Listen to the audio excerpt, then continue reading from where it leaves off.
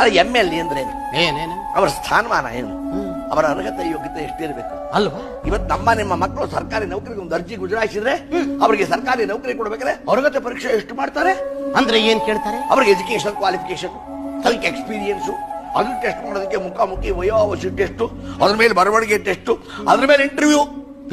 ಇದರಲ್ಲೆಲ್ಲ ನಮ್ಮ ಮಕ್ಕಳಿಗೆ ಅರ್ಹತೆ ಯೋಗ್ಯತೆ ಇದೆ ಅಂತ ಖಾಯಂ ಆದ್ಮೇಲೂ ಅದಕ್ಕೆ ಲಂಚ, ಜಾತಿ ಸರ್ಟಿಫಿಕೇಟು, ಇನ್ಫ್ಲೂಯೆನ್ಸು, ಇದ್ರ ಮೇಲೆ ಅದೃಷ್ಟ ಇದ್ರೆ ಮಕ್ಕಳಿಗೆ ಸರ್ಕಾರಿ ನೌಕರಿ ಸಿಗೋದು ಕಷ್ಟ ಅಂತ ಸರ್ಕಾರಕ್ಕೆ ನಾವು 5 ವರ್ಷಕ್ಕೊಂದ್ಸಲ 2.5 ಲಕ್ಷ ಜನಕ್ಕೊಬ್ಬನ ಸದಸ್ಯ ಅಂತ ಗೌರವವಾಗಿ ಆಯ್ಕೆ ಮಾಡಿ ಕಳಿಸ್ಕೊಡ್ತೀವಿ.